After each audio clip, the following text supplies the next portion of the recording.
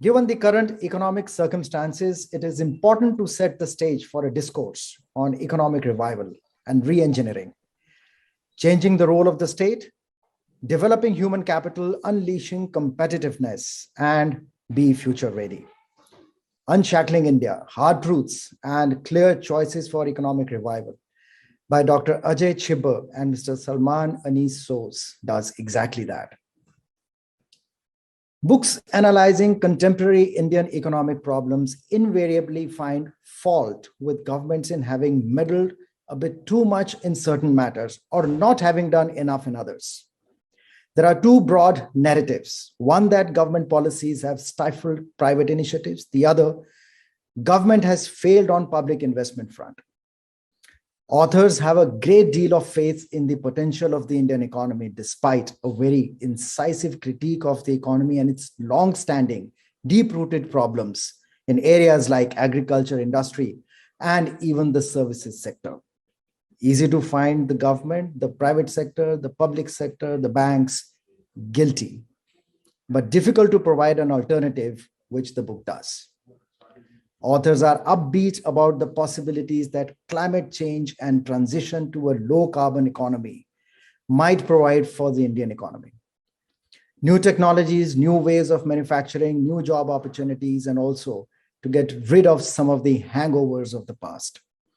It is in this backdrop, today we discuss the Indian economy by 2047 and how to make it happen, whether it is pursuing the next generation reforms, reducing the scope and reach of the state, or re-engineering for inclusive growth, and so on. The focus is on drawing recommendations so that these can be shared with the relevant stakeholders, including the Ministry of Finance. It's my pleasure to introduce the panel today. Dr. Ajay Chibber, author and distinguished visiting scholar, Institute for International Economic Policy, George Washington University. He was visiting professor at NIPFP and India's first Director General of Independent Evaluation with the status of Minister of State. He was UN Assistant Secretary General, Assistant Administrator at UNDP, and served as the World Bank's Country Director in Turkey and Vietnam, and led the 1997 World Development Report on the role of the state. Mr. Salman Soos is an author, economist, and a commentator. Worked on economic development issues on Eastern Europe and Central Asia, Middle East, and the North Africa, Sub-Saharan Africa, and South Asia. He serves as a consultant to multiple World Bank teams and was previously a consultant at the ADB. Ms. Mahua Mukherjee is Senior Research Fellow at the Oxford Institute of Energy Studies, completed a career at the World Bank where she led policy dialogue and diverse public sector investment projects in 44 different countries, of which most were energy projects in the last 15 years. Moved back to India in 2017 and served as Program Ambassador for 2.5 years at the International Solar Alliance. Mr. Alok Ranjan, former Chief Secretary, Uttar Pradesh. During his 38 years of distinguished public service, he provided leadership and worked in a variety of sectors concerned with economics, finance, and industrial governance. Author of 3 books and a regular contributor to Times of India, Economic Times, and Business Standard, he writes a fortnightly column in Economic Times, The Pioneer, and The Millennium Post. Our moderator for today's show, Dr. Ajit Ranade, Vice Chancellor, Gokhale Institute of Politics and Economics, was earlier Executive President and Chief Economist, Aditya Birla Group, and Executive Officer of Financial Technologies India Limited and Chief Economist at ABN AMRO Bank. His professional career has spanned academic and corporate assignments, including teaching in universities in India as well as the United States. Dr. Nisha Agarwal, economist and former CEO of Oxfam India. She has worked on poverty, inequality, and social development issues for more than 30 years. While being at Oxfam's work on the most lagging states and the most marginalized groups. When at World Bank, she worked in South Asia and East Asia and East African region for nearly 20 years. Her latest book, Her Right to Equality, From Promise to Power, was published in 2021. Dr. Sekhar Bonu is Director General, Development Monitoring and Evaluation Office, Niti Aayog. He is fulfilling the monitoring and evaluation mandates assigned to the Niti Aayog. He was earlier with ADB in Manila for 15 years and worked in health, urban infrastructure development, and regional cooperation, mainly in South Asia. Ms. Pooja Mehra, author and economic journalist with a career spanning over 17 years. She has covered key contemporary Indian economic developments. She has recently authored the book, The Lost Decade, 2008-18, How India's Growth Story Devolved into Growth Without a Story. She won the prestigious Ramnath Goenka Excellence in Journalism Award in 2008 and 2009. And Mr. Samir Kochar, Chairman, SKOCH Group, and author of Modenomics. Welcome, gentlemen and ladies, once again. And with this, I hand over to our moderator.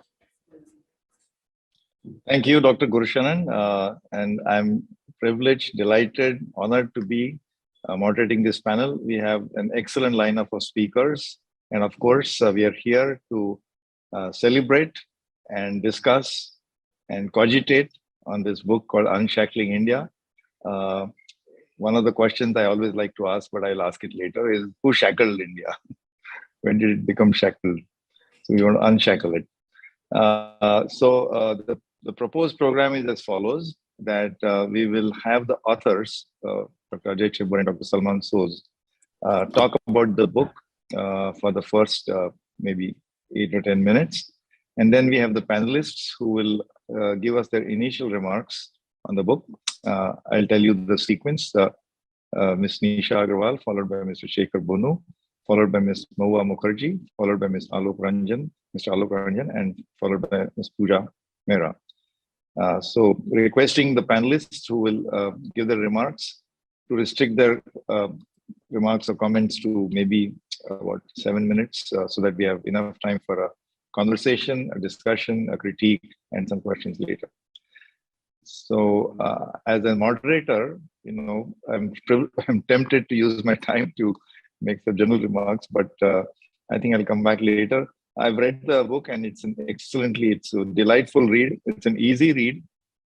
Difficult for economists to write books which have a lot of data and sometimes even graphs which don't make sense to non-economists or non-mathematicians, and these tables, these numbers, just make, it sounds like a maze, but I think the authors have cleverly put together something which is readable and yet has a lot of data and based on rigorous data. So my compliments to the authors, but we'll talk more about the book as we discuss it. So I will now hand over to the authors, Mr. Chibbar and Mr. Soz. Well, thank you very much, Ajit, and thank you, Dr. Gurushanan, for the very kind introduction, and to Samir and Rohan, thank you so much to SKOCH for featuring our book in this format. We are very delighted to be here.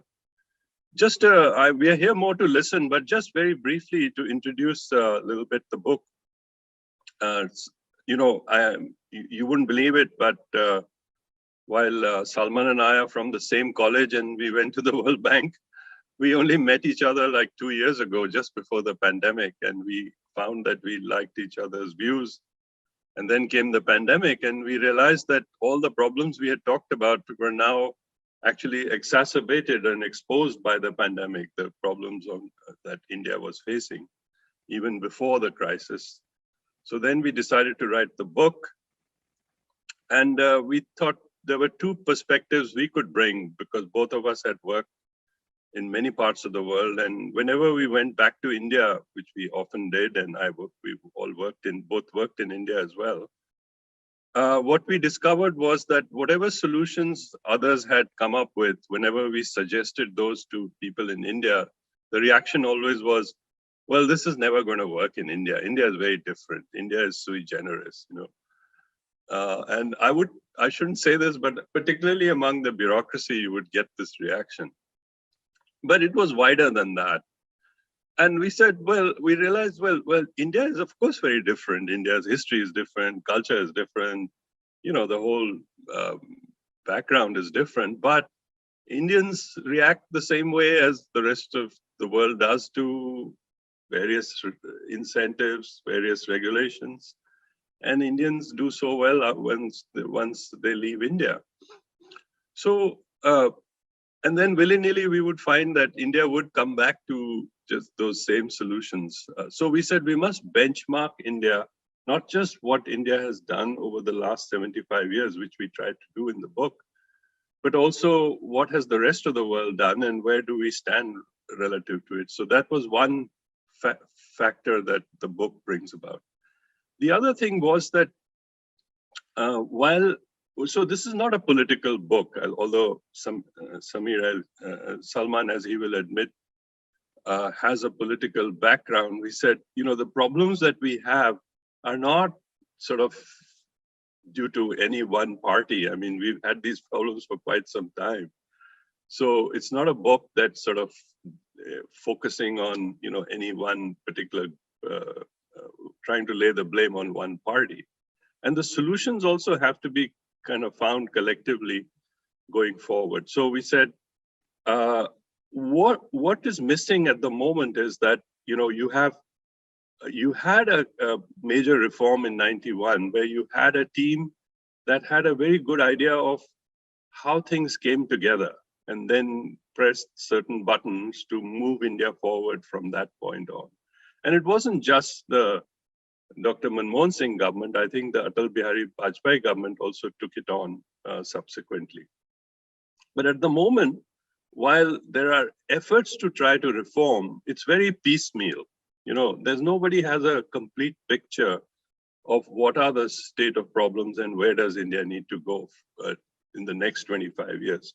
So that's the kind of book we try to write, which is how do things hang together? Why do we have certain outcomes? And I'll pick up 2 points and then pass it on to Salman quickly. One, we felt that despite the fact that India had liberalized, the role of the state was still very omnipresent. And that's where the title, Ajit, Unshackling, comes from, that the heavy hand of the state is still very evident in India. The state its size may not be very large, and we give figures on that also, but the scope, that the way it gets into things, into almost everything, is still very, very huge. So one big solution we suggest is to refocus the state to do those. And the state also does a few things well, like maybe it can run an election, has a reasonably competent reserve bank, but it can't deliver basic health and education. So we sort of unpack all that in this book and ask the question, how do we focus the state back towards doing those and even on defense, by the way, we try and show that actually real defense spending in India, despite the threats we face, is one of the lowest over the last 50 years as a share of GDP. So we have to refocus the state, and especially with climate change, we have to refocus it much more in that direction. And the other thing is it's very top heavy. I mean, it's very centralized.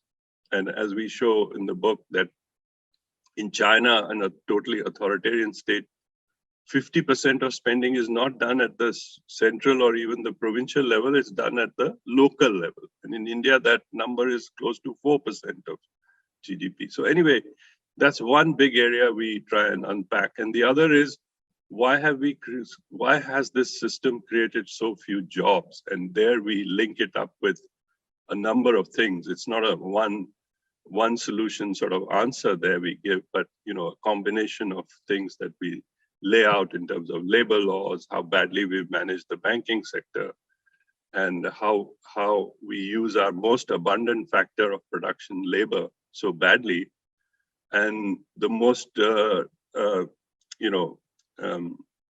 least available factor of production, land, also so poorly that we use. So we try and unpack all that in this book. But let me stop here and just pass it on to Salman, if you don't mind, Ajit. Sure. Thank you, Ajay. Well, first, let me thank the SKOCH Group. Let me thank both Samir and Rohan and Dr. Danyal. This is not, I know this kind of an event takes a lot of planning, and I know you've been in touch with us for a few months now to make this happen. So I really appreciate it. And I also thank all of our fellow panelists who are here, taking a little bit of time from your, I'm sure, busy schedules to be with us. Now, as Ajay said, we conceived of this book literally as the pandemic hit. Actually, we were on a golf course and we started talking about how we should now finally write, because we've been discussing these issues for a long time. But this book is not about the pandemic. This book is not about any one crisis, because India faces multiple crises. And I think that's where we get to this issue of hard truths. So I'm going to actually talk a little bit about the hard truths. Then we can talk later about the clear choices. And we have in our book laid out things that we think India could be doing to deal with the hard truths. So what are the crises that India faces? India faces an inequality crisis. In the last 40 years, the share of the top 1%, the share of income of the top 1% has tripled. In the same time period, the bottom half have seen their share of the income go down by half. That tells us that we're now headed towards being a Brazil. And Latin America was very famous or infamous for income and wealth inequality. India's literally in Brazil territory. Thankfully, not at South Africa levels right now, but we've got to change something. India has an education crisis, has had an education crisis for a while. The World Development Report of 2018 talks about reading scores for second graders. They 80% cannot read, more than 80% cannot read basic text. That puts us in the ranks of Malawi, behind Uganda. So we have an education crisis. We have to come to terms with it. We have a health crisis. We've had a health crisis for a long time. The issues that we're talking about are not new. This is not this one government's problem. We've had these problems for a while. We just are not addressing them. In fact, we're making things worse. We have stunting levels at 40%. That means your brain development for 40% of your children is not going to be sufficient to deal with, to have, to be productive citizens in the future. So why should we be constantly surprised that our kids are not employable? Because 40% of them have deficiencies starting from the womb. Not even, when they're, born. It's before that. So, but we don't talk about it. Our discourse is just not about that. We have a crisis of female participation in our labor force. Until recently, before the pandemic, our labor force participation rate for women was about 20%.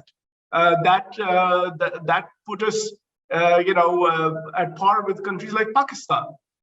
But after the pandemic hit, I think we're closer to 10, 12%. And some states in India, like Bihar, are at less than 5%. Women are not working. How can you compete with China? China's at 60%. Nobody talks about this stuff. I'm surprised. When people say that we're going to compete with China, we're an emerging global power. You cannot do it without women. Purely, that's very simple for me. You cannot do it without women. And our women are not participating. That's a huge crisis for us. You all know about manufacturing, and we all talk about the fourth industrial revolution, and we're not keeping up. As Danny Roderick said long time back, we have premature deindustrialization. You're aware of it. But we can't just talk about these things. We have to, our technology adoption has to be much better than where it is right now. Just as an example, between 2015 and 2019, China registered 500,000 electric vehicles. In the same time period, India registered a few hundred. How can you say that we're going to compete against China? We're not in that league. We're in a totally different league. R&D expenditures. You talk about a K-shaped curve. When people talk about there's a K-shaped recovery curve, I talk about a K-shaped curve in R&D. China's going up, India's stagnating and going down. And in this economy, you cannot compete without R&D, okay? We also have a crisis of institutions and when it comes to things like dealing with the pandemic. Natural disasters are going to be a bigger part of our life. We know it, we've seen it, right? But we're just not prepared. When the pandemic hit, Korea was rolling out a major national testing plan. India was looking for state-level epidemiologists. 11 states in India had no state-level epidemiologists. We were searching for epidemiologists in the middle of a pandemic. Our National Disaster Management Authority does not have an executive head. Hasn't had an executive head for 7 years.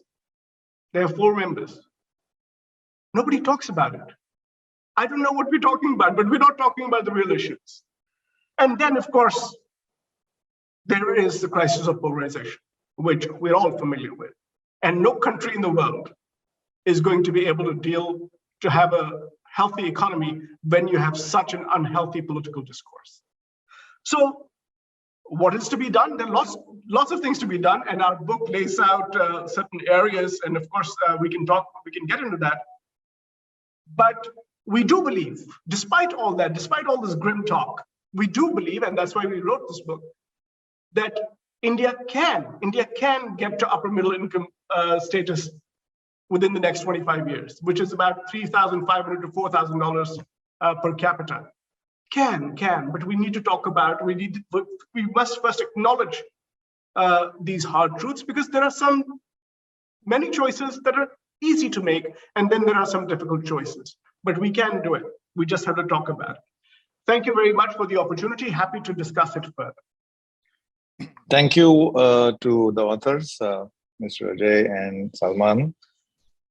Obviously, you can't condense the entire book in 7-8 minutes, but thank you for giving us the broad contours. So we will go to the panelists for their initial remarks on the book. And you may choose to focus on a chapter or some part of the book or overall impressions. So first we go with Nisha Agarwal. Thank you so much. I would like to start by congratulating the authors, Ajay Chhibbar and Salman Soos, for such a comprehensive book. The part that I really liked actually was the chapter 1, the beginning of the book, where they lay out a very appealing vision for what India should look like in 25 years and ask these questions of how we are going to get there. And saying very clearly, which is rare for economists, that it's not just GDP target numbers, whether it's a 5 trillion economy or a 10 trillion economy, that will give us the kind of India that we want to see in 2047, 100 years after independence, but saying that we really need to really fundamentally reshape the economy and society to give us a more inclusive India and one with dignity and trust amongst all its citizens. So I would like to pick up on these 2 themes and build on what Salman said. One about inequality. You know, India before the pandemic was already one of the most unequal countries in the world. Now, by some accounts, we are the 2nd most unequal country in the world. And we, not just India, but the whole world is going through this K-shaped recovery where, you know, 230 million people who fell into poverty. It's estimated that the lower part will take much longer to get back to pre-pandemic levels than the top part. In fact, the top part, the very rich, haven't done so badly, which is why it's K-shaped. During this pandemic, when we, you know, with all the horrific images of what we have in mind, Oxfam has written this report called Inequality Kills. Instead of from 102 billionaires, dollar billionaires that we're talking about in 2020, the number rose almost 40%. It's 142 billionaires in just 1 year. And if you take the 2nd richest man of India, Mr. Adani, his wealth went up almost from 8.9 billion, almost tenfold to $82 billion in 1 year. So, you know, it's not that the book, I think, deals very well with the bottom half to talk about social security systems and REGA, health, education, but it has completely ignored what we need to do to the top half, and how to redistribute that wealth so that we can actually do more for the bottom half. And there I would like to say that what we need to be doing, I think we are going backwards in all of those areas. And we were asked to focus on what can be done and not just analyze the problems. But there are really basically one thing that we need to do, which is to tax the rich. And there are 4 types of taxes that we need to put in India. And in all of these areas, I think we're going backwards rather than forwards. One is the wealth tax, which we've abolished, which we need to reinstate. Second, an inheritance tax that we have re-abolished. And these taxes are very common in other countries. And given the levels of technology that we have, they should be easy to implement. They were kind of abolished, saying they're too hard, the admin cost is not worth it. But now we are linked in 10 different IDs to everything we consume and everything we own. So I don't know why it's so hard for us to do that. The corporate tax rate again, which went backwards. We went down from 30% to 20%. And globally now the G20 has agreed to something even lower, which is around 15%. We think Oxfam thinks it's a very bad idea and it should be something around 25-30%. If individuals can pay that rate, why not the corporate world? And fourthly, eliminating tax loopholes and evasion. When the Pandora Papers came out, there's a large number of very rich Indians who are parking their wealth overseas. And that wealth is not being put to any use, either in the form of taxes or in generating jobs or generating GDP or anything for the country. So I think these are the 4 areas that we really need to work on. There is a group called Millionaires for Humanity, which consists of billionaires who basically wrote a letter during the pandemic saying things are so bad, we need more resources, and saying today we, the undersigned millionaires, ask our governments to raise taxes on people like us immediately, substantially, and permanently. And they'll end the letter by saying tax us, tax us, tax us. Unfortunately, in the 50 millionaires who signed that letter, there's not a single one from India. So this conversation, Piketty was here a few years ago. He tried to say we need to tax the rich more. And it really somehow seems to fall on deaf ears, as if the resources will magically appear from somewhere else to fund our severely underfunded health systems, education systems, and social security system. The second point I want to make is on gender issues. I think the book does a good job in chapter 7 to talk about the fall, and Salman also mentioned it, the decline in labor force participation rates, which is very dramatic and puts us with a handful of very low income countries. But women are invisible in India, not just from the labor force, but from any kind of policy making. If you mentioned the book that I had edited, basically after looking at all aspects of gender, we are saying that instead of the 50% equality that our constitution promised us 70 years ago, we command about 10 to 15% of resources in this country. And what the projection is that nothing is really going to change, and equality is going to take 100 years or more, at the current rates. And unless we do something very dramatic, we're not going to see a vision of inclusion in 25 years. We're just not on track for that. And what do we need to do? Again, I would like to focus on 4 things. One, we are invisible politically.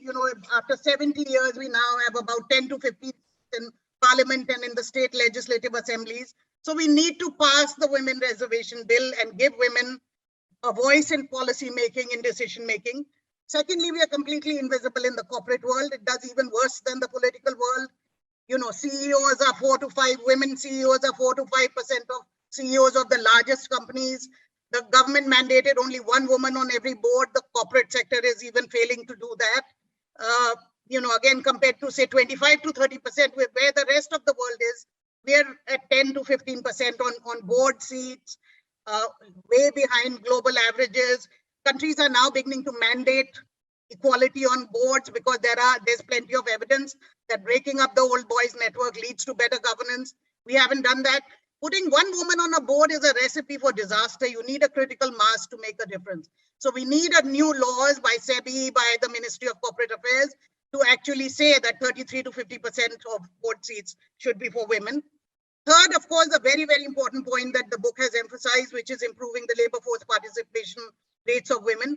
Most of this decline has come for women in rural areas, and there are 2 things that need to be tackled for that.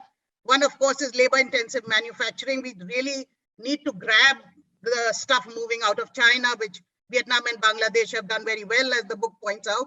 But it is really rural women, and there are huge constraints to mobility for women in India. And so somehow we have to think of the China model of rural industrialization and how to get that going.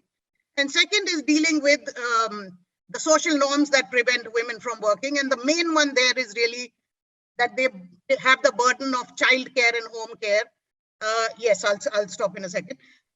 And for that, you know, if you look at what is happening, I mean, these Anganwadi workers who run the bulk of the system at the frontline level are on strike today because their work is not even recognized as work, and it's considered voluntary, and they're just paid an honorarium instead of wages. And they've been on strike for a month, and, you know, government announces various wages and without really even consulting them. And they say, who on earth doesn't talk to people who've been on strike for a whole month without consulting them? You just make these announcements. So I think talking, participation, getting women to participate, and unshackling women, I think, is the way to unshackle India. Thank you.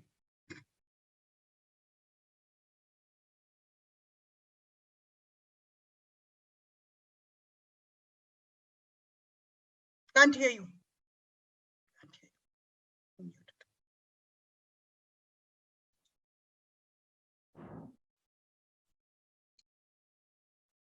Can you hear me now?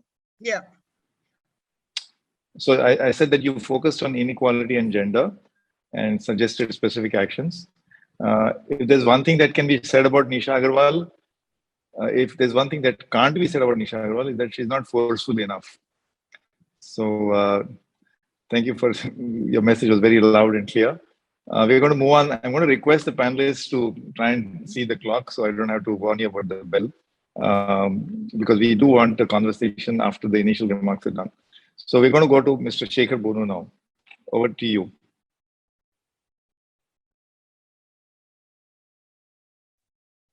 Thank you.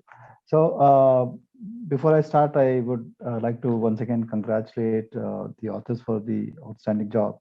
See, I'm not a economist, and I have a medical background. So, but I'm still very, very curious about economics and finance. So I keep reading, and where this book really stands out, it's so easy to read. It's not at all intimidating. There's not much jargon, and it's extremely well researched, and it has such large key references at the end. And the best part is, I think both Ajay and Salman are geniuses. I hope a lot more books are going to come from their desk. Is such complex topics,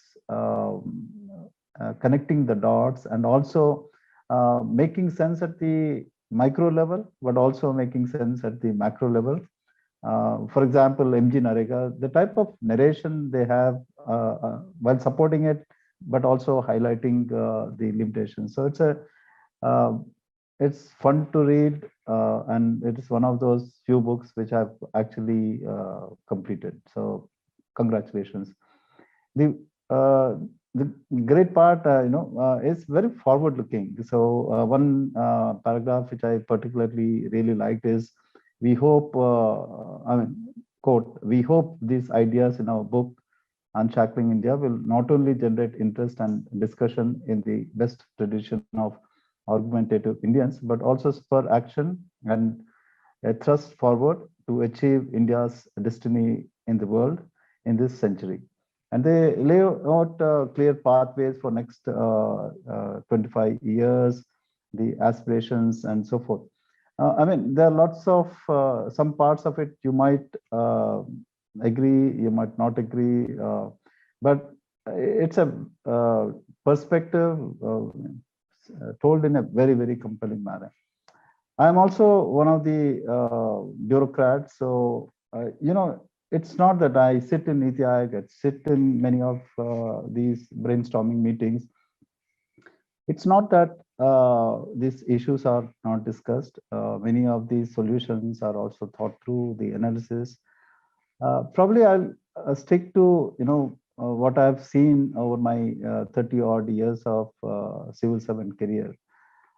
what makes logically correct, economically correct, somehow it doesn't go through. So there are things through which these have to navigate, which we broadly call it as political economy, where all the complex gender-based inequalities, caste, religion, and you add another layer of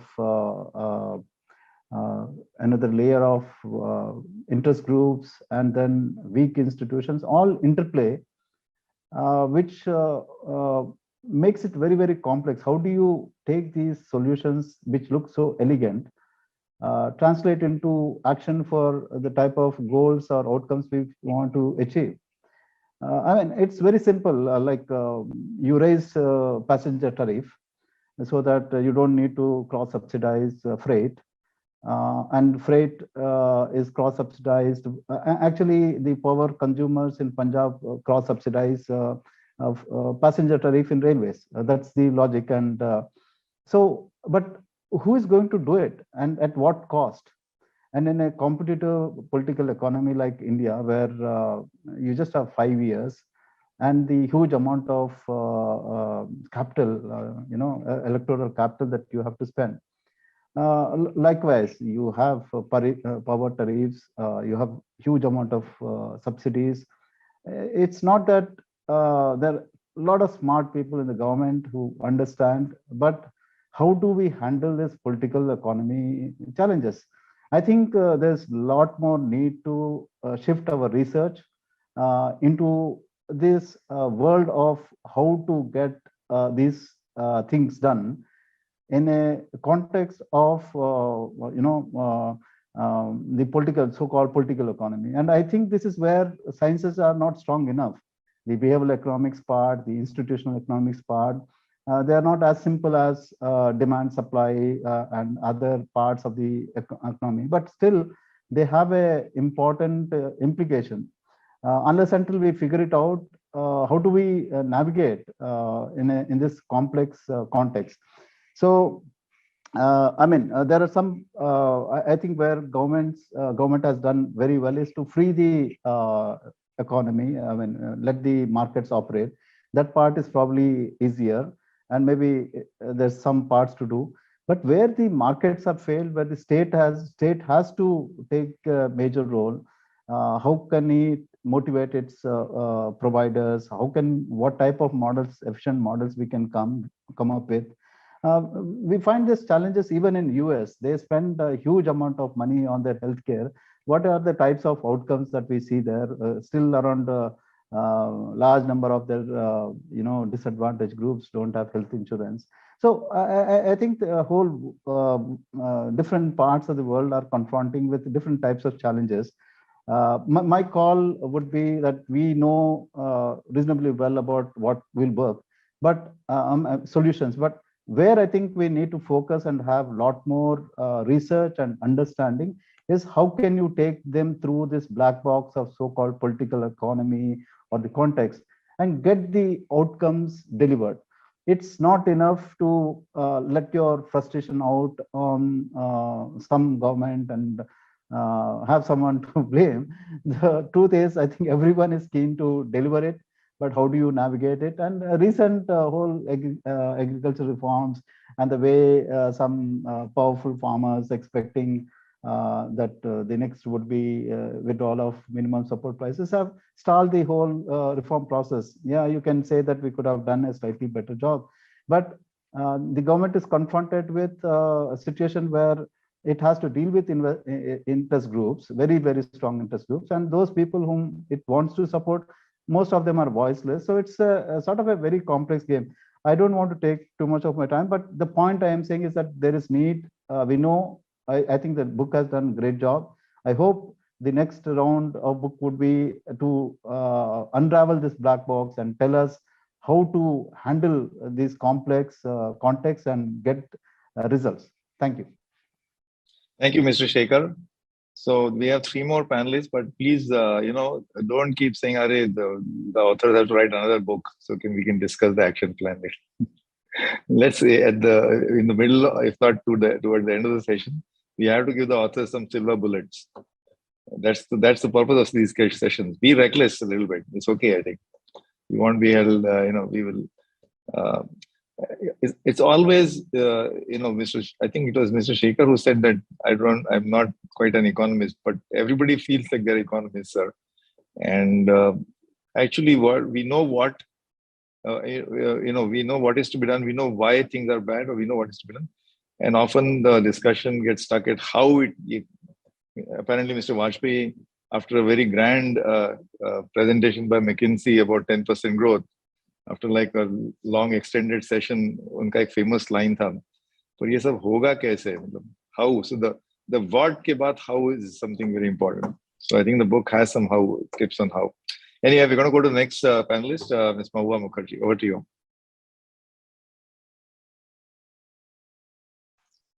Thank you very much, and congratulations to the authors. I really enjoyed a number of chapters, including the state capability. I loved the financial whodunit because I've lived through that, the financial whodunit in the power sector. So that brought me joy. The human capital one really opened my eyes, the way you connected the dots with the malnourished, as Salman very eloquently spoke about at the beginning of today's session. I'm not going to use my precious minutes to talk about what I loved, because I loved everything about the book. And I'm just going to dive into where I think we can go a little bit deeper. And that is on the clean energy transition and the creation of green jobs. Because I think that pretty much already people are starting to get disillusioned that the clean energy transition is bringing jobs of the high-end variety, of the very white-collar variety, in terms of designing solar plants, wind farms, and so on. And the inclusivity aspect is not really there, or hasn't been uncovered yet, because essentially you just need the manual labor at the time of putting up the plant. Then there's no fuel, and the plant runs itself basically for the next 25 years. So people are saying, where are my jobs? Where are the unskilled jobs, which are going to be displaced from coal and from other things? So what we saw in the latest budget is that, again, the government of India has done a really what I think is a very good thing, which is to allocate some incentive funds, production-linked incentives, to get India plugged into the global value chain at the highest levels, in all sorts of very top-end, high-efficiency solar panels, semiconductor fabrication, numerous, 5G ecosystem, and so on. These are really great, and they must be done. And but these once again will give jobs to the very highly skilled and qualified people. So I appreciate both my previous speakers, Nisha and Mr. Shekhar, for having already kind of highlighted some of the things that I also want to talk about, which is the inclusiveness, the gender aspect, and also the idea of how do we solve and the political economy conundrum that bureaucrats always cite. And the thing is that the voiceless, somehow the government tries to, in our view, we who are not in that fraternity, we see that the government kind of turns away when there are actually quite easy ways. And I want to give 3 or 4 of them, which are happening, so that India should, in my view, expand the notion of what is the green jobs possibility in the clean energy transition. It needs to do a show and tell, and then it needs to show the world and be a role model for many other developing countries who have a similar problem of so many people with limited skills who need jobs. So let me start with the first one, which is that we have a unique opportunity, which is also part of our clean energy transition, and the global one actually, which is to use natural products to manufacture disposable items like bamboo cutlery, areca leaf nut disposable plates. We have coconut leaf straws. These are, disposable plates, straws, plastic cutlery, all these things are posing huge problems, and there's an entirely global demand for them. We have startups in India that are actually making some very good things and that are exporting them to very few places, but they need help. And unfortunately, they also need state help in the form of standards, protection of their designs, their products. They need branding, this kind of thing. I know this is anathema probably to the authors, which say that the state should be getting out of things rather than into things. But at least in order to set up the contours of these markets, we do need some state support. And the state, as usual, would just ignore all these startups which are starved for capital. They could produce wonderful, massive things on Brand India kind of name. They are using rural women, by the way. Their products are produced entirely in rural areas. You'll be amazed if you see these coconut leaf straws and pens and all sorts of things, bamboo cutlery, as I already mentioned. But they have no help. They're essentially just on their own. The formal credit sector won't touch them. They can only borrow from money lenders. So I think this is a huge opportunity that the government is going to miss if it doesn't expand its notion of the clean energy transition and look at the global market. So new natural products is number one. Number two is that we have a unique thing in India, which is business models for light EVs. I know Niti Aayog is very much leading on the two-wheeler and three-wheeler electric vehicle transition. India has come up with a battery swapping model, which nowhere else has, and has operationalized it. So it lowers the cost of getting into the EV sector if you can buy just the chassis and not the battery. So this is, and you can rent the battery. You basically buy the body and you rent the battery.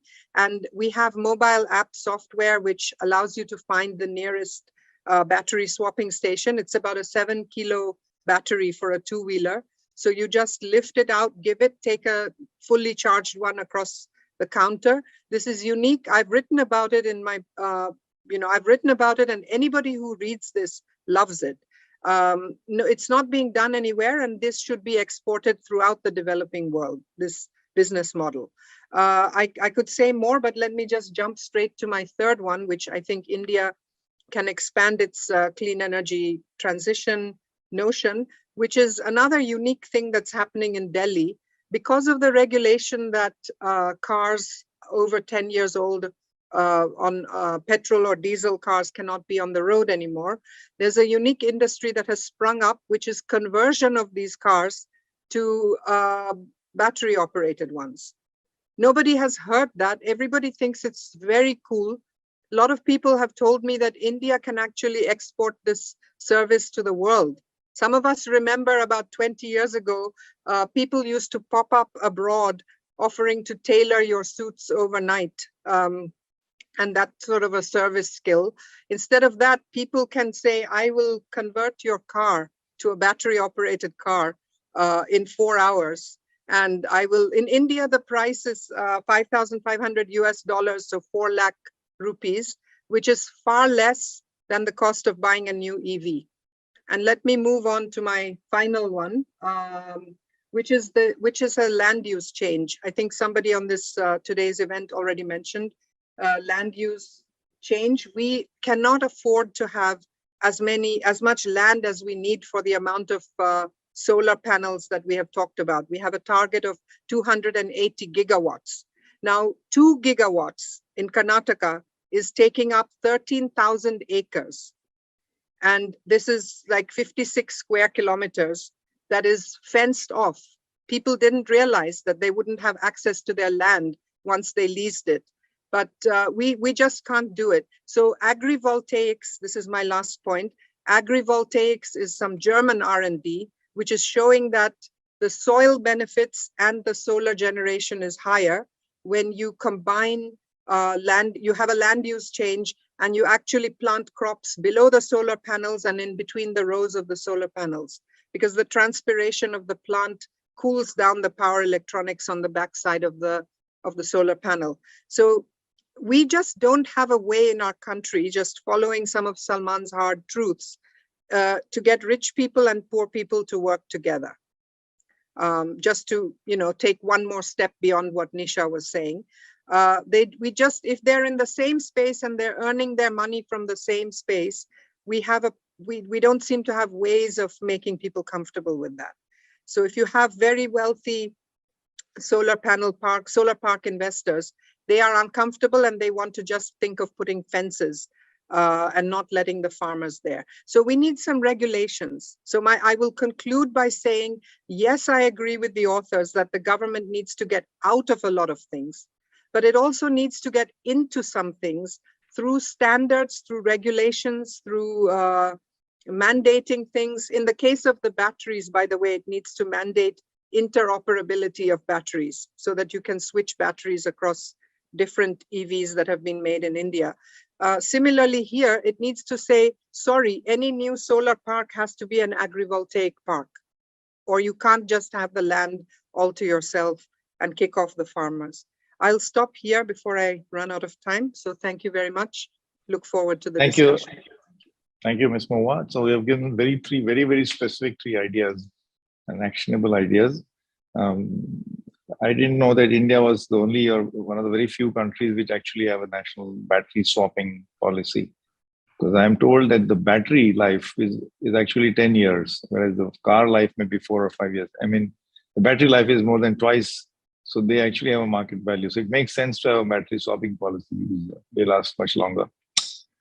Okay. Let's go to the next panelist, Mr. Alok Ranjan. Over to you, sir. Okay. Thank you, Ajit. Thank you very much. And let me begin by complimenting the authors, Mr. Salman Soz and Dr. Ajay Chebbaran, writing a wonderful book, Unshackling India.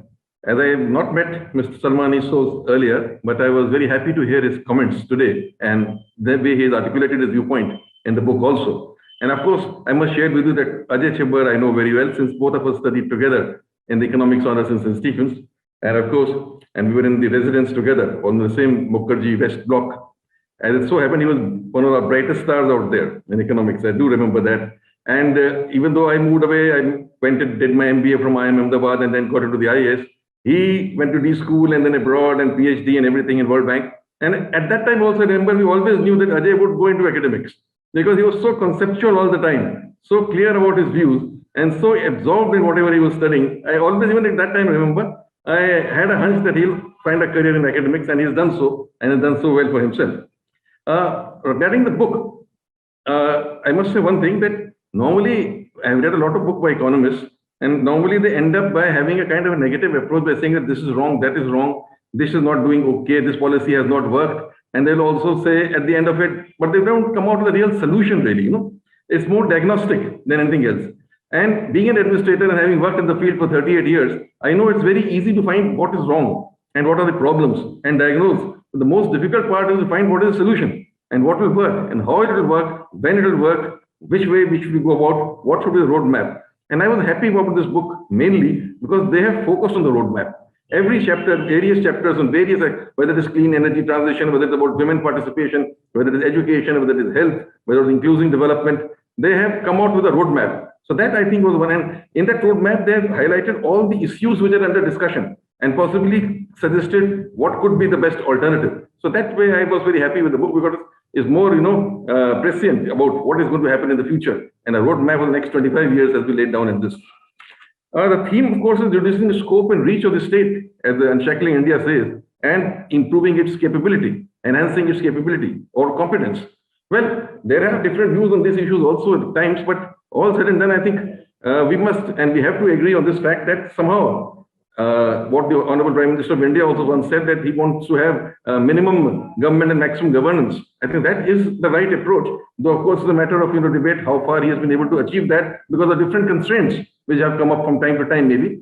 But yes, I think this is what Unshackling India is all about, because I also wondered what is being unshackled, like Ajit said in the beginning. And that I realized that he is trying to say that somehow the state is become all encompassing. It has outreached itself, gone into areas where it should not have gone into every aspect of human life which it should not have done so. So I think this is what the whole idea, the whole philosophy of this book is, and I think one has no option but to agree with that, because that is definitely the way forward. Now, India is, of course, plagued by the questions which have been attended to in this book. The issue of an inclusive economy, having a roadmap for growth, which includes the poorest of the poor. Having worked in the rural areas, in particular as an administrator, I find the problems of poverty, the issues of agriculture, really issues which are very, very important and should concern not only every economist, but every person or every citizen of this country. When we talk of equality, for instance, or inequality, like many of my predecessors have spoken. Now, inequality as an economic concept is one thing, that the top so many percentage, having so much percent of the income, the bottom only so many. But when I go to the villages, when I go to the rural areas during my job, I found the sense of hopelessness sometimes when you see in the eyes of the people, they are not getting education beyond class 10 or class 12. Even the kind of education they're getting is not of the right quality. The worst thing is there is no hope there. They're not aspiring for anything. How can you think of a developed India, or how can you think of an India 2047, or take it forward, or becoming the 21st century, become the Indian century, if there's a vast majority of our youth, boys and girls, are living in this kind of a situation where they're not getting the right education, not getting the right health care, not getting the right nutrition. The highest percentage of stunting in the world is there in India, especially on the state I come from, Uttar Pradesh. 37% of children are stunted. That kind of, more than 40% are malnourished. What kind of an India then are we going to build up on this basis is a question I think is very important. So when we talk of a roadmap, we have to take these factors into account. So state cannot be fully done away with, is what I want to say is. There is a role where the state definitely, and the authors have also said that. Let the state focus on what they can do best and enhance their capability. I think the state has to intervene in favor of the poor, of the marginalized, and bring them up to that level. I think this is very, very important. Healthcare and education are two issues which are my favorite topics. And I, as an administrator, also I tried to focus on that. Somehow, politically, they have never been so important. I don't know why. If you see, even in UP these days, the election campaign is going on. Various issues are being talked of, but very few people, despite the pandemic, are talking of health and education. As you know, despite the issue of unemployment has been raised time and again, that there is a lot of unemployment. But how do you get over the unemployment? Well, it's all right. You create government jobs and have, but that's not the answer ultimately. What kind of an economic setup do you have which will create jobs, which will lead to, how much industrialization, what kind of industrialization, how much of the benefit we'll get from the tourism sector or from other sectors where you can bring jobs. There's a huge demographic dividend which we have to cater to. We have in Uttar Pradesh, for instance, my state, like in India, maximum number of people are in this age group 20 to 45. Highest percentage is there in our state. And that is why today, it has become a biggest issue as far as the youth is concerned. So what are the solutions for that? How do we solve that? And I said that, okay, infrastructure is all right, physical infrastructure, develop roads, develop irrigation, develop power, but focus on the human capital is why I feel very strongly. We must focus on the human capital. Look at healthcare. The whole thing got exposed during the pandemic, completely got exposed, We saw that in the beginning that we just did not have enough ICUs. We did not have enough, doctors. We did not have enough nurses. We did not have enough paramedics. We did not have even oxygen. How to attend to the problem that was being faced by people during the pandemic? Of course, to a certain extent, we did handle the pandemic as well as we could. But then the second wave, of course, was not handled so well, despite the effort made by so many doctors and so many administrators. But then, of course, the vaccination is a success story. So that at least showed that how the administrators can bring about a change or can handle the program well as they handle the vaccination program. Maybe that spirit has to be brought into other aspects of healthcare also. Right from the time I joined service in 1978, we've been talking about those health PHCs, the health centers at the block level or the village level not being functional, doctors being absent, doctors not reporting for duty, shortage of doctors, shortage of nurses. The same problems are continuing today, despite so many years having passed by. So I think very, very concrete steps have to be taken in this direction. We have to have more doctors. As the Prime Minister also said recently, we have to have many more medical colleges. We have to, but then what is the quality of the medical college? What is the quality of the medical education that we are imparting? In Uttar Pradesh, we are setting up hospitals in every district, but then we don't have doctors out there. We don't have teachers out there. What kind of education will they impart? The standard of the hospital in which they are working is not of that level. So I, being an administrator, look at the implementation issues and I find that despite everything, a lot needs to be done as far as implementation is concerned. Of course, as far as healthcare is concerned, we have to raise our expenditure from 1.3% of GDP where it stands today to 2.5% as fast as possible and even take it beyond. But then states like UP and Bihar, there is a huge problem absorption of that expenditure. So that has, the systemic changes that we brought about, the governance system has to be, modernized, technology has to be brought into the system. Corruption has to be done away with if you really want to see that whatever funds are allocated reach the intended beneficiary. Similarly, with education, I just quickly go through, just a couple of minutes left, I'm noticing. Education is also very important. Again, in the practical side, I notice, despite the new education policy, which I think has a very far-sighted document, it has talked about a lot of issues, about foundational literacy, about some of the earlier speakers talked about Anganwadi workers and how Anganwadi workers can impart foundational literacy. Then the ASA report was mentioned also, how a class 5 student cannot read class 2 text. This is the reality. More than that are issues, the teachers are not teaching. Teacher, as the book points out, the fulcrum is the teacher. The most important thing is to improve the quality of the teacher, recruit the best teachers, train them, equip them, and make them teach and have an education governance system which makes the teachers teach. But somehow in UP, at least what my experience has been, the huge amount of teacher absenteeism, despite the good salary that many of the government teachers are getting. Why is this happening? What are the issues? These need to be tackled at the ground level on a very serious note if we want to improve the quality of education. The learning outcomes need to be measured, because otherwise what we are churning out of people, whole lot of people who have done class 10, class 12 or even graduation, but they have not got any real education, have not learned anything really, so they become unemployable. And if they're unemployable, then what they don't able to add in any way, either to the political development of the country, economic development or social development, they are not part of the participative process at all. So that I think is very, very important that we focus on the quality of education from the primary level right up to the higher or technical level. And we have to develop institutes of excellence today. Today we have IITs, we have IIMs, we have institutes of excellence, but how many of them are there? We need many more. And if we need many more, imagine the kind of expenditure that is required in the area of higher and technical education. Where will we get the kind of resources for that? How will we invest in that? These all issues are very important. Finally, I think I would not like to take too much time, but I found in this book, he has spoken of the South Korean experience, how they focused on healthcare, and that was the basis on which they built up their economy later on. Maybe we also, I think, have to focus on social capital, human capital, develop our human capital and build up on that, and then talk of lasting or sustainable growth.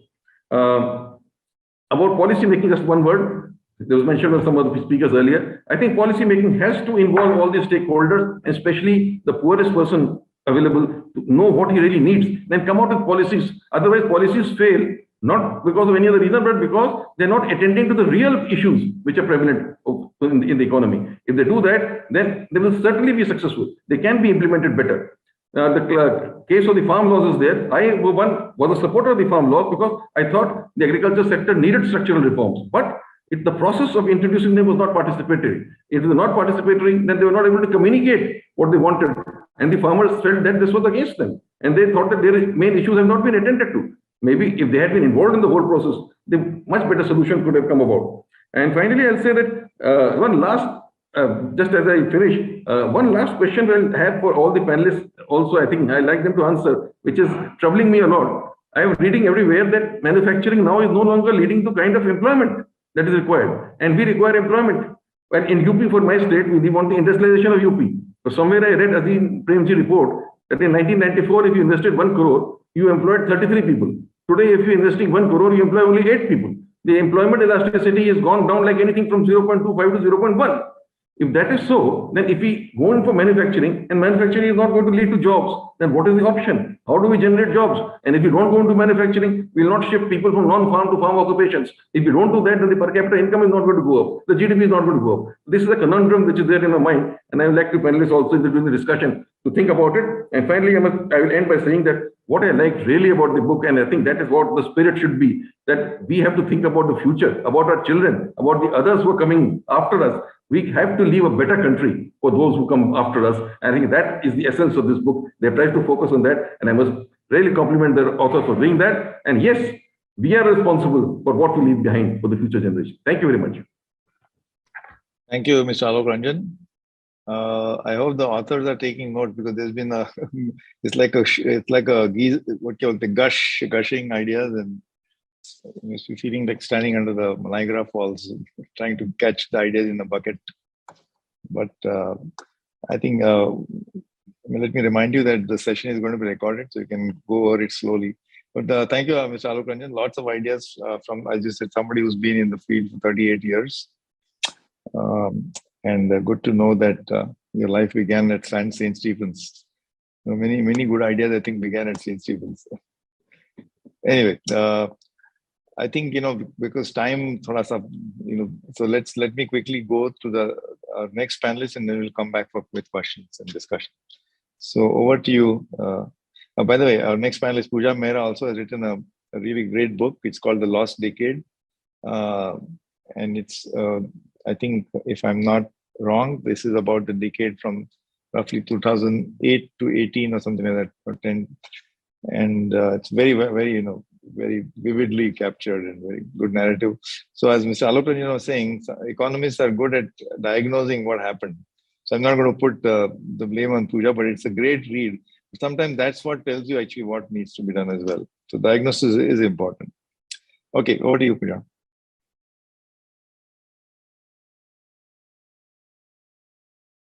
You're on mute.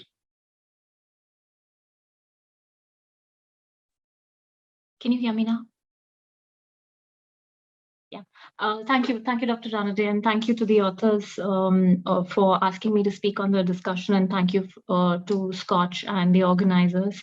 My many congratulations to both the authors.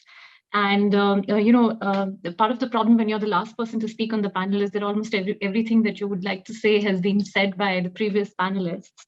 Having said that, Unshackling India is an optimistic book. I have, as Dr. Ranade just said, written a slightly pessimistic book. My book is about, how we do not take the decisions. Our country and decision makers do not take the decisions that need to be taken. And so this book is about unshackling India, but my view is that India just refuses to be unshackled. And I would talk about what they have written in terms of questions that they have raised. And try and avoid repeating what has already been said by the previous panelists about the book before me. The book starts by talking about the role of the government and whether we need a big government or a small government. And what they say is that we need to reorient the role of the government. We need more health and education. We want less of government running Air India and business. We want more safety net. So I think what that leads us to is to ask that if we want and what they've described, if we want to reorient the role of the government, then how do we exit these companies that Government of India owns and how their performance has not been up to the mark? And I think I really like that analysis, how they've described return on these investments have not been good. What I like the most is that how it links with other parts of the problem in the economy and other chapters where they say part of the reason of having a big government and having all these PSUs was also employment creation. So part of the reason I think that privatization has not happened is because it threatens jobs. And if, like they also say, the problem with the growth model is that it does not produce jobs or it produces jobless growth, then I think there's a conflict over there between privatization, the role of the state, and job creation. And I'd like to say that, whereas, yes, the book covers a lot of hard truths, I'd like to ask, are the choices really clear? When there are these kind of conflicts between the need to do privatization, whereas government not being able to do privatization. We saw in the case of Air India for 20 years, because, or now in the case of public sector banks, but because the employees of public sector units are obviously going to oppose. The other thing, the other question that I liked that they raise is, about what kind of growth, is it going to be manufacturing-led growth or services-led growth? Where the labor market needs to be looked at all over again for us to see what happens, because there's a lot of automation happening around the world. And the panelists before me also raised this question of how, although our advantage seems to be labor, low-cost labor, but a lot of our manufacturing is actually very capital intensive. And so what that means in terms of labor policy, what that means in terms of what are the areas where we need to create jobs so that we'll absorb the labor, which were not going to get automated that easily. That was an important question I thought that was raised in the book. The other thing is there are a couple of questions actually that I wanted to raise for the authors. One is that their source of optimism. What is their source of optimism, which leads them to believe that a lot of these decisions and choices could be made? Because, like somebody said before me, also we are not seeing any narrative around health and education, particularly in a year like this, where because of the pandemic, both of these issues and problems related to them were pretty much in focus. And yet we don't see any backlash from voters or even in the general discourse on these topics. So how do we know that all of these choices will get made? What can be done to push policymakers and decision makers to make these choices and make use of recommendations, these excellent recommendations in the book. Related to this also is that I feel that a lot of reforms that have taken place after 1991 are sort of being reversed, such as in the area of trade, such as the PLI scheme, which is you're giving subsidies to large companies. It's like the fertilizer subsidy. We talk about reforming subsidies in other areas. So are we sort of regressing on the whole direction in which we thought policy would move after 1991? Even decisions that were taken by this government in the financial sector, for instance, the insolvency-related decisions, reforms, that are getting diluted. We are not seeing them the way they were originally conceptualized. So that's the other thing that I wanted to ask, because I thought that's relevant to the discussion of the various issues in the book, because if decisions get taken and a few years later they get reversed, then probably that's why we're stubbornly stuck where we are stuck. So how do we break out of that? That's one set of sort of discussions and recommendations that we need. And finally, before me, we talked about, one of the panelists talked about taxation and the stagnant tax to GDP ratio, which doesn't budge. So are we stuck in a sequence problem where incomes don't quickly increase, and therefore you cannot raise taxes, but you want to depend on taxes as a way of creating jobs, and so you keep going into that loop again and again. So is there a need to sort of revisit that?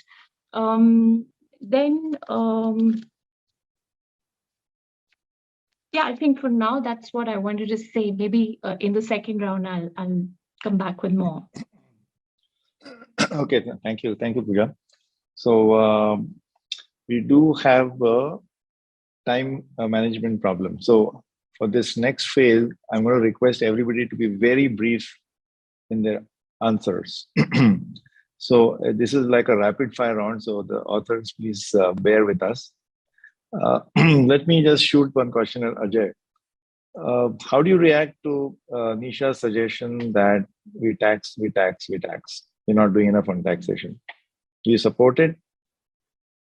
So thank you. Yeah, no, just on the tax issue, just to say that, yes, we have to tackle inequality, but some of the suggestions she made, wealth tax, it has not worked very practically in many countries. The corporate tax, we can debate that, but let me come to what's in the book. In the book, we say two things. One, we say the GST needs to be fixed. So because the GST in our experience around the world, many countries that have tried some form of GST or VAT, we have seen an increase in tax GDP ratio of at least 3-4%, and we are not seeing that as yet in India. And part of that is because of the nature. The other one is property tax, which we mentioned very prominently in the book, that India has a very low property tax. And that also is a tax that can go to the lowest level of government. And that's an area where I think a push has to be made. But I'm not going to answer the broader question on inequality, but if you like, we can go there. But let me stop since you're running. So you think the GST is actually an underutilized potential. So Salman, and property tax, but we can discuss property later. But okay, Salman, there was an observation of, I think, by Mr. Alok Ranjan and maybe by Pooja as well, implicitly by Pooja, that in the campaigning, we don't see any discussion of health or malnutrition or jobs. It's all about something else completely. Maybe it's about temples and statues and God knows what else. So it looks like the electorate is not interested in development. I mean, how does one understand this? And how do we take? I think Pooja was saying that maybe people don't want change. I mean, I'm putting it provocatively, but do you see this puzzle that electoral campaigns never seem to mention developmental issues? Well, first of all, let me just say that there is reason for optimism in the following kind of context. For the longest time, when we used to discuss the economy, we would not really discuss, even economists would not discuss health and education and women and social. This was not, Amartya Sen has been talking about it for ages, but nobody would talk about it. Now we're in a discussion where this is mainstreamed, as in people who are, I think, those who you might call influential, they will readily admit health and education are fundamental. Let me now get to the political part. I was just watching a show on the Uttar Pradesh election, and there were young students. I think they were at a law school, all boys or young men, and the interviewers were asking them about issues that were close to their hearts, and they unanimously said that for us, jobs are the most critical things. Yes, we don't see this covered in the media, but that's what really bothers us. But fundamentally, education is what should be driving this, and health should be driving this. Now, when those young people who are supposedly law grads or soon to be law grads said this, of course, I was very happy to hear this. It was unexpected for me that they would basically say education and health are important. They made it a point to say that, we should be learning from the Kerala model. They were not at all happy with the chief minister's remarks that maybe Kerala has to learn from Uttar Pradesh, for example, because we know human capital outcomes in Kerala are much better, not just against UP, but pretty much across the country. Sorry, go ahead. Yeah, but are you saying that you were enthused by the fact that in UP elections the youth were asking for jobs and maybe health and education? Is that what you're saying? Yes. I mean, look. I do not believe at all, or maybe that's my sunny side. That I don't believe that people will disregard these kinds of issues forever, because it hits people. And I think the fact that we are talking about health and education, people like us are talking about health and education in the context of economic reforms, and then young people and others who are dealing with this on a regular basis, this moment will change. I think this time will come when people will be focused a lot more on these issues. Okay, so let me toss that back to Ajay. And with the permission of panelists, we're going to do this a little bit with the authors for the timing. See, Ajay, you talked about jobs, and in fact, you talked about UP. There was this recent, recent job fair or something where there's a couple of hundred government jobs where there was a recruitment drive, and some 1 crore, 10 million people showed up. So when these youth are saying that we want jobs, I think what they're implicit, because there are jobs, there's private sector, but really what they want is a government job. So we're still back to the basic puzzle that is the solution. And then there's, I think other panelists mentioned the threat of automation. Somebody said 1 crore job investment is to generate 33 jobs. Now it generates 8 jobs only or something. So does the government need to create more jobs? Is that what you know? I mean, the thing is that in our, as we say in our book, it's not the government's job to create jobs. It's the government's job to help create the ecosystem which will lead to the creation of jobs in the private sector. The reason why you have all this hankering for government jobs, as we also show in our book, is that the government is paying too much. You know, if you look very carefully at government jobs, because they are so much in the central government or at the state government level, you compare the salary scales now. I have people telling me that when they hire a young person, they are offering 15 or 20,000 rupees. My driver, when I was in the government, was being paid the total sum benefit of close to 35,000, 40,000 rupees if you take the salary plus all the other benefits together. So the hankering for the few government jobs is also because there aren't enough well-paying private sector jobs out there. And I think that's where the light manufacturing that we missed out on completely, that you see in Bangladesh. You see a huge increase in the female labor force participation rate in Bangladesh because you have all these women that are coming from villages with the same social structure and the same social problems that we have. You see a huge improvement there. You see it in Cambodia, you see it in Vietnam in droves. So I think that's where we need to focus on as to why haven't we and why are we deindustrializing, and why is the actually employment now in the agriculture sector increasing, which is partly related to all this also. Also, just to answer one quick question on Pooja's point that, you know, we did a full analysis of all the companies that were privatized when the BJP, when the Atal Bihari Vajpayee government was there. Arun Shourie did the privatization. So we had analyzed all those companies, including Maruti. And you see, you don't lose jobs. You may not have the same people working, but actually where Maruti was and where Maruti is today is just a whole different world altogether, right? So privatization doesn't mean you will lose jobs overall. You will have different jobs. You will have, in fact, probably far more jobs. So this is always the promise, Ajay, you know, without sounding a little pessimistic, they always say India has a great future and shall always be so. So, you know, this is always, when are we going to realize that potential? So on that count, Mahua Mukherjee had very specific, you know, you said labor intensive stuff. She had very specific suggestions, for example, on the bamboo-based industry. Is that something that we should pursue? But that again, you know, that government has to play a role there. Well, I think certain areas we do say, like health, education, and particularly climate-related activities. You know, climate change is the mother of all market failures, right? So I think those are areas where the government should perhaps pay more focus on. Now, on the very specific thing that she talked about, you know, I'm not an expert in bamboo manufacturing and those sorts of things or photovoltaic cells to be able to know. But the broad point that she's trying to make is that it is in agrivoltaic. But the broad point she's making, that this is an area where the state must pay more attention, is the right one.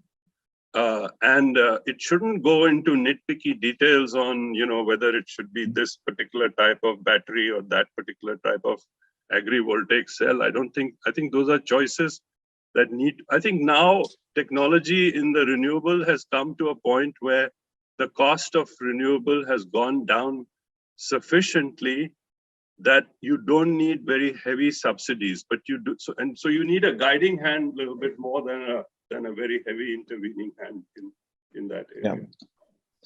So you know, I don't know. Maybe we should have, because we are running out of time. Would you? Can I just request each panelist to make a 1-minute remark in the same sequence?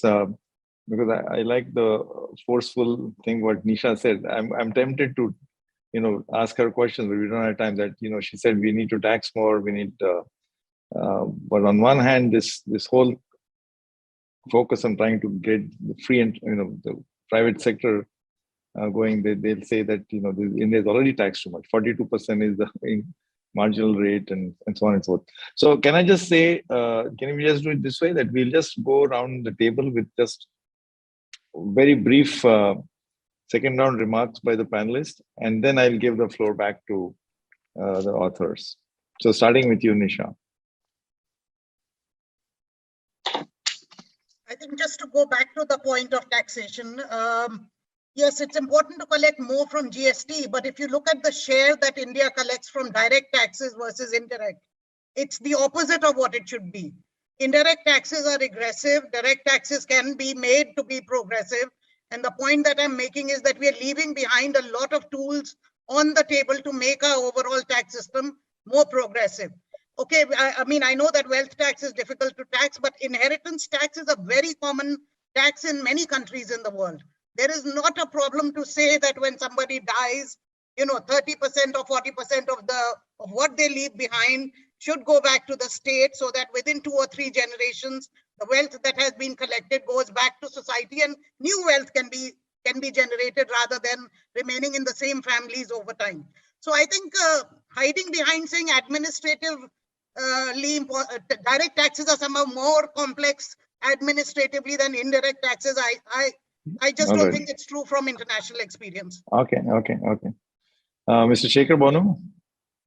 Yeah, I think the government is going to play a critical role. If you look at the Nordic, Scandinavian countries, the role just keeps on increasing, whether you like it or not, given the planetary challenges and so forth. So I think building capacity of the state becomes very critical. I have few ideas. One, I think the type of complex development challenges that we are dealing with, we need a lot more experts. So I think the government should be open to get lateral interest in. So that way you can increase. Second, I think the government should be open to work with and build on external ecosystem, which includes think tanks, academia, private sector, civil society, and a lot more. And third, I think the government should have highly sophisticated procurement systems, so that instead of doing it everything itself, it should outsource, which includes public-private partnerships and so forth. So in doing these things, I think the government institutions can pivot from where they are to a much, much higher level to handle many of the things that the authors have discussed. Thank you. Sure. Thank you. Ms. Mahua? Yeah, thanks. I have one point which was flagged in the book, which I think is also another symptom of inequality in some way, which is this failure to protect the ecology while doing these large kind of environmental infrastructure projects. Because what happens in India is that a lot of environmental and forest clearances are taken in a conditional way, subject to restitution of whatever kinds, and those are never done. And because the project promoters are always good friends with the government, there's a huge amount of corruption, and that's an issue. Those are backloaded. They're backloaded, so they come after 25 years. Yeah. No, they never actually come, and meanwhile the people are deprived, and the environmental damage just takes one overnight to be done. And the second thing I wanted to mention is that what would be really good is if somehow the government culture would change, so that bureaucrats would lose their aversion to having their performance, not their performance, the performance of the programs and the monies they're overseeing actually be evaluated systematically and rigorously. There's a huge aversion to being evaluated here. And that is what I think is needs to change. So accountability is missing. I think especially with the climate transition, we need a lot more accountability, because India will have to actually answer questions in the international forum. So we need to change that. Thanks. Thank you. Alok Ranjan, can you just, can you also give us the prediction for UP election? No, I'm just kidding. So for all said and done, yes, I would share with you that unemployment has become an issue in the UP elections, because as Mr. Salman pointed out, the youth are demanding it. So at least that's a good change. But then the other thing is also true, which came out, that there is all talk is about government jobs and not about creating the kind of ecosystem that will create jobs. We have to focus on that kind of ecosystem. And second, very quickly, I'll make a point is unshackling India, just a thought for everybody. I think being a bureaucrat and being there, I think the whole governance structure also needs to be unshackled. It is so shackled up in processes, in procedures, in rules, precedents, that decision making is not taking place at the speed at which should. If this thing can be done, reforms can come out in the governance sector. What Baba Mukherjee also pointed out, there is accountability, there's performance linked thing, and there is outcome orientation. Then things will definitely change, and good governance by itself can make a big impact on the economic development. Thank you. Thank you. So yeah, sometimes I wonder what to use. Is it Chekhov or Kafka or Solzhenitsyn or Tolstoy? The metaphors. So last comment from Pooja before we go back to the authors. So Pooja, I hope you don't have to write another book called The Second Lost Decade. So I'm going to put the spotlight on you, and you have to make one. Yeah, I'm hoping so. I really hope I don't have to write, the lost decades or something like that. But my point was more earlier, Dr. Chibber replied, my point was more that we are seeing that in the private sector, more capital-intensive manufacturing takes place. So therefore, the trust in public sector versus private sector creation of jobs, job security, demands on and accountability on performance, etc. I think that's why the youth would prefer any day for no privatization, for jobs to be in the to get jobs in the government sector rather than and private public sector units rather than the private sector. And this is not just for low-paying, low-end jobs. I mean, when I speak to students in Stephens, right now, majority of them want to join the IAS. Majority of them want government jobs. Hardly anybody wants a private sector job. Same for D-School and same for other Delhi University colleges. And I wanted to introduce a slightly more immediate term point here, which is that, the book also says that depending on the decisions that are taken right now, India's post-pandemic growth trajectory could go in 3 different directions. It could either be 3 to 5% GDP growth, back to the 8% GDP growth, or less than that growth, 6 to 7% GDP growth. So, what are these different sets of decisions that need to be taken, on which will depend these different trajectories? If the authors could talk a little about that. Okay. All right. Sorry, I'm going to keep asking questions. No, thank you. So I'm going to give it back to Ajay and Salman, but I'll just make a 1-minute comment, and I'll request you to confine yourself to just 2 or 3 minutes because we're really out of time. I think, by the way, personally, I'm much more optimistic about this decade, and I'm sure Pooja will not have an occasion to write a second lost decade, because I think this is going to be quite a lot of capital spending, both public and private sector. This is going to be driven by things like as a lot of people you mentioned here about climate change related activities or renewable energy and so on. It's also going to be driven by digital, because the digital footprint, what we call the digital economy, that footprint is just going to keep expanding. And I believe, and then of course there's all these other China plus one factor, and there is the fact that we are reaching levels where the capacity utilizations are stretching. And so I'm actually quite optimistic that in the next few years, even though it may be 5 or 6%, but for a large base of $3 trillion, that's, we'll take that. We'll take 6%, even if we don't get 8%. So back to you, Ajay and Salman, and thanks for writing the book. After you, I think Dr. Gulshan can take over, but thank you again. So maybe 2 or 3 minutes max. Over to you. Thank you very much, Ajit. And I have a suggestion for SKOCH and for Samir, that they should have this session after the first draft of the book, because then the book will be so much better improved by the time it finally comes out. So thank you so much for the wonderful suggestions and the way you have chaired it, Ajit. We have learned so much from this. Just a few things I'll just say. One is, I'm on taxation. Nisha, I'm with you on direct taxation. I think we need to widen the base there quite a lot. Inheritance tax is a good idea. Property tax is a very much a direct tax, and it's very much there as well. But there's also a lot of sort of, exemptions that are given that we need to, loopholes and exemptions that we can address. So I do think a direct tax reform is needed, but I'm not in favor of, we had very heavy wealth taxes and very high income taxes in the past, and it didn't really help us very much. So I'm not very much in favor of that. Then on this issue of, just quickly on this issue of the various scenarios, let me just say, well, one, on the issue of subsidies, we're not against subsidies. We are in favor of subsidies, but we are saying there's a smarter way to do subsidies.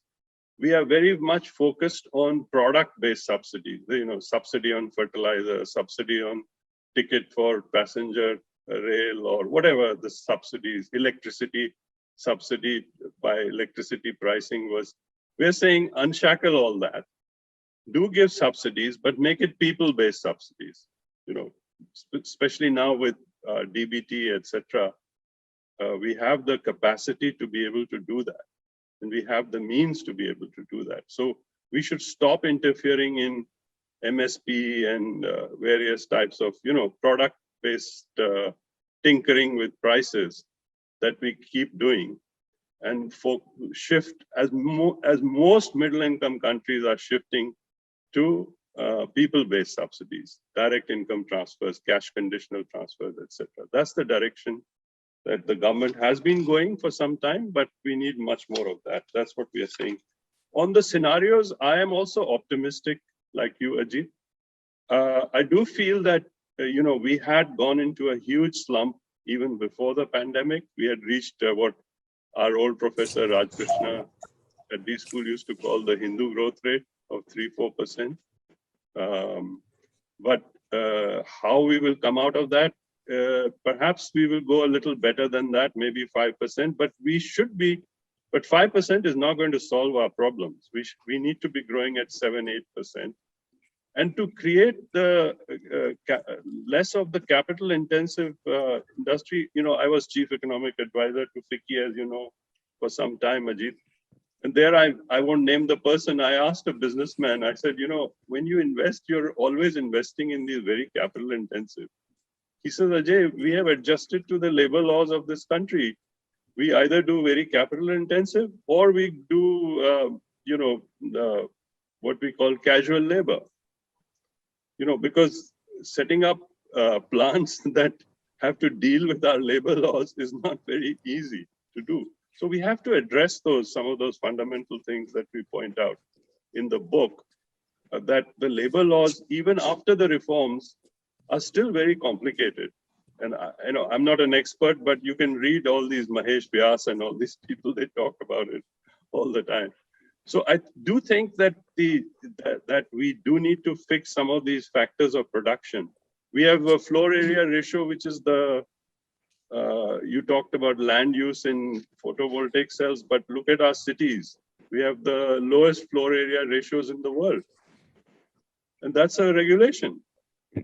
That's why our land use in the urban area is so mismanaged.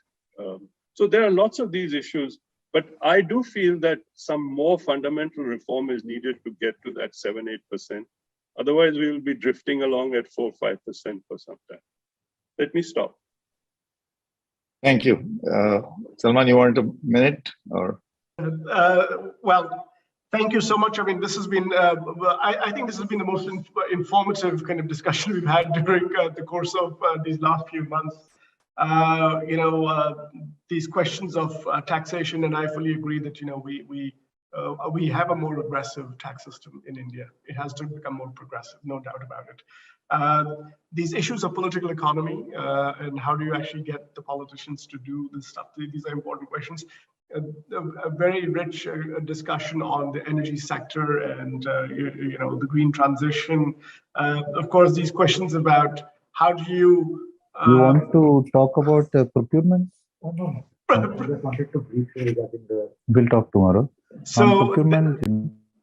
Then these questions about, when you privatize, how do you privatize? Air India took so much time.